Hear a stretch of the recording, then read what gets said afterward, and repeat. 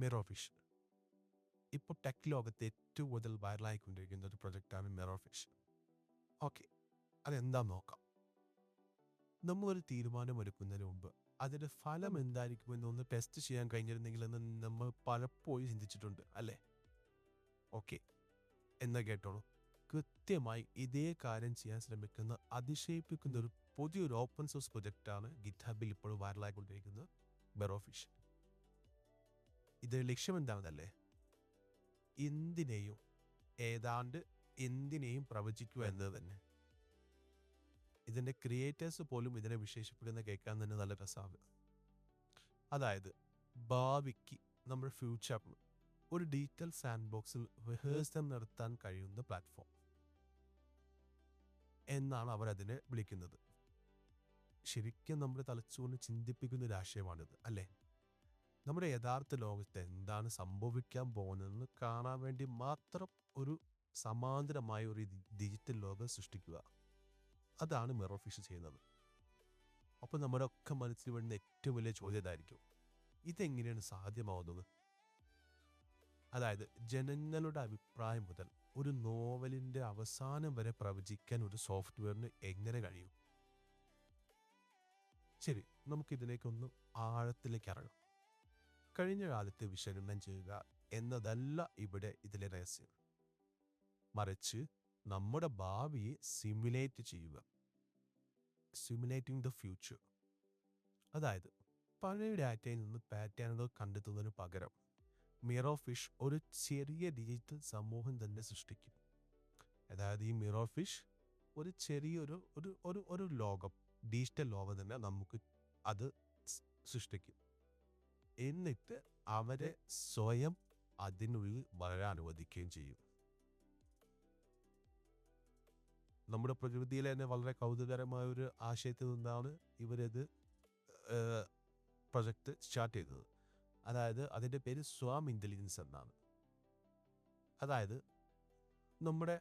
നമ്മുടെ ചുറ്റുപാടുള്ള പക്ഷികളുടെ ഒരു കൂട്ടം, അല്ലെങ്കിൽ ഒരു ഉറുമ്പുകളുടെ ഒരു കോളനി സങ്കല്പിച്ച് നോക്കുക.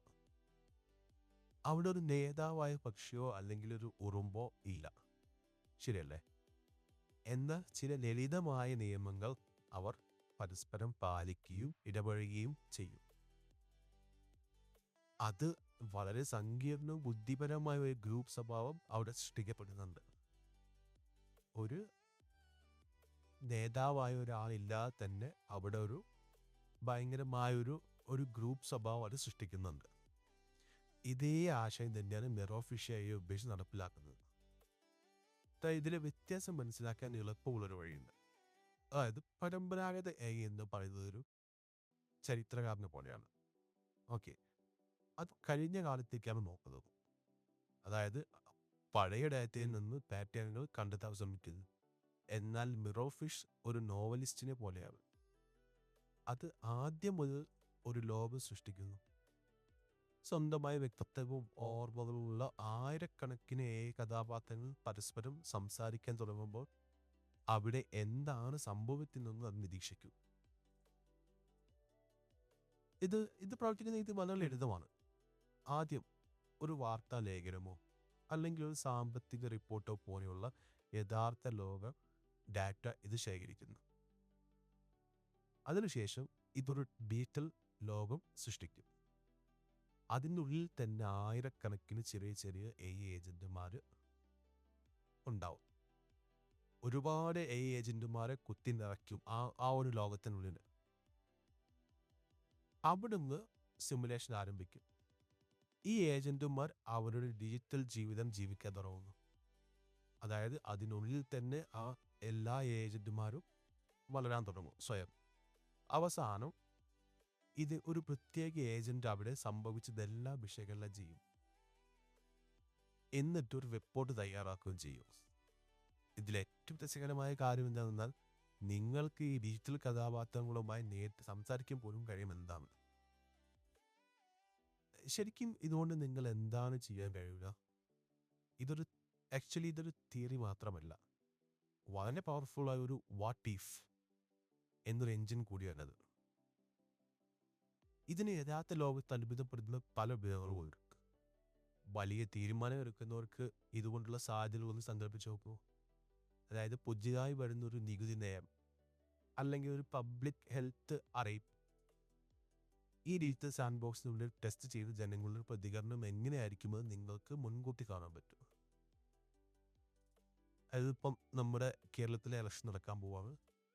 അപ്പോൾ ഇലക്ഷൻ നടന്നു കഴിഞ്ഞ് ഇപ്പം ഏതെങ്കിലും ഒരു പാർട്ടി വിജയിച്ചു കഴിഞ്ഞാൽ എന്തായിരിക്കും ജനങ്ങളുടെ പ്രതികരണം?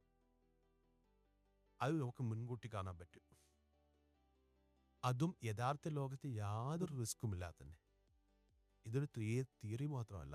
ഇത്തരം കാര്യങ്ങൾക്കായി ഇപ്പോൾ തന്നെ ഓൾറെഡി ഇതെല്ലാം ഉപയോഗിച്ച് കഴിഞ്ഞിട്ടുണ്ട്. അതായത് വുഹാൻ സർവകലാശാലയിൽ വിവാദപരമായ ഒരു സംഭവത്തിന് ശേഷം ജനങ്ങളുടെ പ്രതികരണം എങ്ങനെയായിരിക്കുമെന്ന് പ്രവചിക്കുന്നതായിരുന്നു ഈ പ്രൊജക്ടിന്റെ ഏറ്റവും വലിയ ഡെമോ. കാലക്രമേണ വ്യത്യസ്ത ഗ്രൂപ്പുകൾ എങ്ങനെ രൂപപ്പെടുന്നുവെന്നോ അവരുടെ ചിന്തകൾ എങ്ങനെ മാറുന്നുവെന്നോ അതിലൂടെ കൃത്യമായി കാണിക്കാൻ അവർക്ക് കഴിഞ്ഞു. എന്നാൽ ഇതിൽ എപ്പോഴും സീരിയസ് ആയ കാര്യങ്ങൾ മാത്രമല്ല ഉള്ളത്. അതായത് ഇതൊരു ക്രിയേറ്റീവ് പ്ലേ ഗ്രൗണ്ട് കൂടിയാണ്. Dream of the earth chamber എന്ന ക്ലാസിക് ചൈനീസ് നോവലിന്റെ ആദ്യത്തെ 80 അധ്യായങ്ങൾ മാത്രം അവർ മിറോ ഫിഷിന് നൽകി.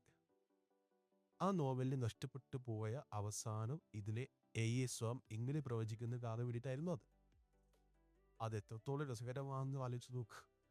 ഇതിൻ്റെ സാധ്യതകളുടെ ലിസ്റ്റ് അങ്ങനെ നീളുകയാണ്.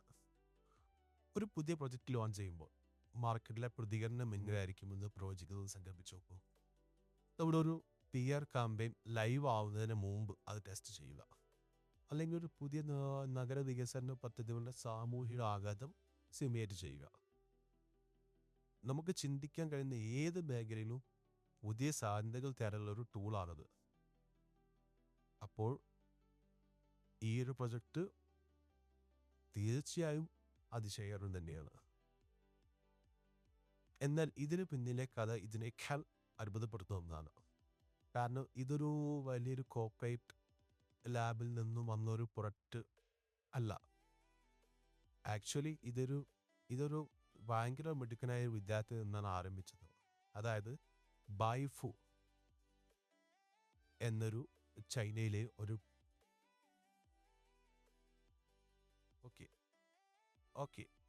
ബൈഫു എന്നൊരാളെ ഞങ്ങൾക്ക് പരിചയപ്പെടുത്താം. ചൈനയിൽ ഇദ്ദേഹത്തെ ഒരു പോസ്റ്റ് 2000 വിദ്യാർത്ഥി എന്നാണ് വിളിക്കുന്നത്. അതായത് 2000-ലോ അതിനുശേഷമോ ജനിച്ചാണ്. നമ്മൾ 2K കിഡ് എന്നൊക്കെ നമ്മളെ നാട്ടിൽ പറയും. Beijing university of post and ടെലികമ്മ്യൂണിക്കേഷൻസിൽ അവസാന വർഷം പഠിക്കുന്ന സമയത്ത് ഷാൻഡ ഗ്രൂപ്പ് എന്നൊരു വലിയ ഇൻവെസ്റ്റ്മെൻറ്റ് കമ്പനിയിൽ ഈ ബൈഫു ജോലിക്ക് കയറി. അദ്ദേഹത്തിൻ്റെ കഥ ശരിക്കും അതിശയിപ്പിക്കുന്നതാണ്.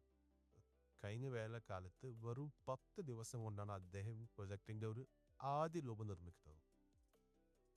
ആ പ്രൊഡക്റ്റ് ഭയങ്കര വൈറലായി മാറുകയും നമ്മുടെ ആഗോളതലത്തിൽ ഗിറ്റാബിൽ തന്നെ 1ാം സ്ഥാനം എത്തുകയും ചെയ്തു. ഇത് അദ്ദേഹം വർക്ക് ചെയ്യുന്ന ഷാൻഡ ഗ്രൂപ്പ് കമ്പനിയുടെ CEO ശ്രദ്ധയിൽപ്പെട്ടു. ഇത് കണ്ട് അദ്ദേഹം നേരിട്ട് വന്ന് ബൈഫിനോട് സംസാരിക്കുകയും പുതിയൊരു ഡെമോ നിർമ്മിക്കാൻ ആവശ്യപ്പെട്ടു. അതിനു വേണ്ടി ഒരു നിക്ഷേപം നടത്താനും ആ CEO തീരുമാനിച്ചു. ഇതെല്ലാം നടന്നത് വെറും ഒരു 24 മണിക്കൂർ കൊണ്ടാണ്. അങ്ങനെ 1-2 മാസത്തിനുള്ളിൽ ബൈഫു ഒരു ഇന്ത്യയിൽ നിന്ന് സ്വയം സ്റ്റാർട്ടപ്പിന്റെ CEO മാറി. ഇതാണ് ഇതിൻ്റെ കഥ. ആ CEO ഒരു ചെറിയ തുകയൊന്നല്ല ഇൻവെസ്റ്റ് ചെയ്തത്. ഏകദേശം 30 ദശലക്ഷം RMB, അതായത് പറയുകയാണെങ്കിൽ ഒരു 4 ദശലക്ഷത്തിലധികം ഡോളർ. ഇതെല്ലാം ഒരു വൈറലായ പ്രൊജക്റ്റിൻ്റെയും ഒരു വിദ്യാർത്ഥിയുടെ വിഷനെയും വിശ്വസിച്ച് വെറും 24 മണിക്കൂറിനുള്ളിൽ എടുത്തൊരു തീരുമാനമാണ്. നമുക്കൊന്നും ശരിക്കും വിശ്വസിക്കാൻ പറ്റാത്തൊരു കാര്യം. നമുക്ക് വീണ്ടും ഈ ഒരു സാങ്കേതിക വിദ്യയിലേക്ക് തന്നെ വരാം. ഇതൊരു മാന്ത്രിക കണ്ണാടിയാണോ എന്നും നമുക്ക് സംശയമാണ്. എന്നാൽ അങ്ങനെയല്ല. എന്നാൽ സാധ്യമായ കാര്യങ്ങളെക്കുറിച്ച് ചിന്തിക്കാനുള്ള പുതിയതും ശക്തവുമായ ഒരു വഴിയാണിത്. സാങ്കേതികമായി പറഞ്ഞാൽ ബാക്ക് ആൻഡ് സിമുലേഷൻ കാര്യങ്ങൾക്കായി ഈ പ്രൊജക്റ്റ് കൂടുതലും പൈത്തണിലാണ് നിർമ്മിച്ചിരിക്കുന്നത്. ഇതിൻ്റെ ബാക്ക് എൻഡ് എല്ലാം ഹാൻഡിൽ ചെയ്യുന്നത് പൈത്തണാണ്. ഇതിൻ്റെ വിഷ്വൽ ഫ്രണ്ട് യൂസ് ചെയ്തിരിക്കുന്നത് Vue.js വെച്ചിട്ടാണ്. ഇതൊരു സ്റ്റാൻഡേർഡ് മോഡേൺ വെബ് സ്റ്റാക്ക് തന്നെയാണ്. എന്നാൽ ചില പ്രധാന സാങ്കേതിക വിദ്യകൾ ഒരുമിച്ച് ചേർക്കുന്നതിലാണ് ഇതിൻ്റെ യഥാർത്ഥ മാജിക് ഇരിക്കുന്നത്. അതായത് നമ്മുടെ മൾട്ടി ഏജൻറ് സിസ്റ്റത്തായി ഇത് യൂസ് ചെയ്തിരിക്കുന്നത് ഒയാസിസ് എന്നൊരു ഓപ്പൺ സോഴ്സ് ഫ്രെയിംവർക്കാണ് യൂസ് ചെയ്തിരിക്കുന്നത്. ഇതാണ് ഇതിൻ്റെ സിമുലേഷൻ എഞ്ചിൻ്റെ ബേസ്. ഓക്കെ, ഇനി ഇതിലെ ഏജൻറ്റുമാർക്ക് കാര്യങ്ങൾ ഓർമ്മിപ്പിക്കാൻ വേണ്ടി, അതായത് ലോങ് ടേം മെമ്മറി, ദീർഘകാല മെമ്മറി നൽകുന്നത് ഇതിൻ്റെ സെപ് ക്ലൗഡ് എന്ന ടെക്നോളജി യൂസ് ചെയ്തിട്ടാണ്. കൂടാതെ ഇതിലെ ഡാറ്റകൾ തമ്മിൽ എങ്ങനെ ബന്ധപ്പെട്ടിരിക്കുന്നു എന്ന് മനസ്സിലാക്കാൻ ഇത് യൂസ് ചെയ്തത് ഗ്രാഫ് റാക്കാണ്. ഇതെല്ലാം പരസ്പരം ബന്ധിച്ചുകൊണ്ട് ഏത് ലാർജ് ലാംഗ്വേജ് മോഡൽ ഏകൾക്കൊപ്പവും പ്രവർത്തിക്കാൻ കഴിയുന്ന രീതിയിലാണ് ഇത് നിർമ്മിച്ചിരിക്കുന്നത്. ഇപ്പോൾ ഇതിൽ നിന്നെല്ലാം നിങ്ങൾ ഓർമ്മിപ്പിക്കേണ്ട ചില പ്രധാന കാര്യങ്ങൾ കൂടെ ഉണ്ട്. അതായത് ഒന്നാമതായി മിറോഫിഷ് വെറും കണക്കുകൾ പരിശോധിക്കുകയല്ല ചെയ്തത്, മറിച്ച് സമൂഹത്തിൻ്റെ ചലനാത്മകതയെ, അതായത് നമ്മുടെ സോഷ്യൽ ഡൈനാമിക്സിനെ മോഡൽ ചെയ്യുന്നത്. പരസ്പരം ഇടപഴകുന്ന ആയിരക്കണക്കിന് ഏരിയകളിൽ നിന്ന് എന്താണ് ഉയർന്നു വരുന്നതെന്ന് നിരീക്ഷിച്ചാണ് ഇത് പ്രവചനം നടത്തുന്നത്. രണ്ടാമത്തെ കാര്യം വളരെ പ്രധാനപ്പെട്ടതാണ്.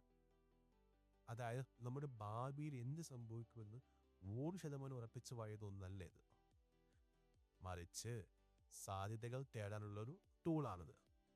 ഇതൊരു ഓപ്പൺ സോഴ്സ് പ്രൊജക്റ്റ് ആയതുകൊണ്ട് ആർക്കും ഇതിൽ നമുക്ക് കോൺട്രിബ്യൂട്ട് ചെയ്യാം, ഇതിനെ എക്സ്പാൻഡ് ചെയ്യാൻ കഴിയും. കൂടാതെ ഒരു യുവ ഡെവലപ്പർ തൻ്റെ വൈറലായ പ്രൊജക്റ്റ് ഉപയോഗിച്ച് ഒറ്റ രാത്രി കൊണ്ട് ഒരു സ്റ്റാർട്ടപ്പ് കെട്ടിപ്പടുത്തതിൻ്റെ വളരെ അതിശയിപ്പിക്കുന്ന ഒരു കഥ കൂടിയാണിത്. ഇതെല്ലാം വളരെ കൗതുകകരവും ഒരുപക്ഷെ ചെറുതായി ഭയപ്പെടുത്തുന്നതുമായ ഒരു ചോദ്യം നമ്മളെ അവശേഷിക്കും. എന്തായാലും ഭാവിയെ റിഹേഴ്സൽ ചെയ്യാൻ നമ്മളെ അനുവദിക്കുന്നൊരു ടൂളാണ് മിറോഫിഷ്. ഓക്കെ, അപ്പം നമുക്ക് സങ്കല്പിക്കാൻ കഴിയുന്ന ഏത് ഭാവിയും സിമുലേറ്റ് ചെയ്യാൻ നമുക്കിപ്പോൾ കഴിവുണ്ടെങ്കിൽ, യഥാർത്ഥത്തിൽ ഇതിൽ ഏത് ഭാവിയാണ് നമ്മൾ സൃഷ്ടിക്കാൻ തിരഞ്ഞെടുക്കേണ്ടത്?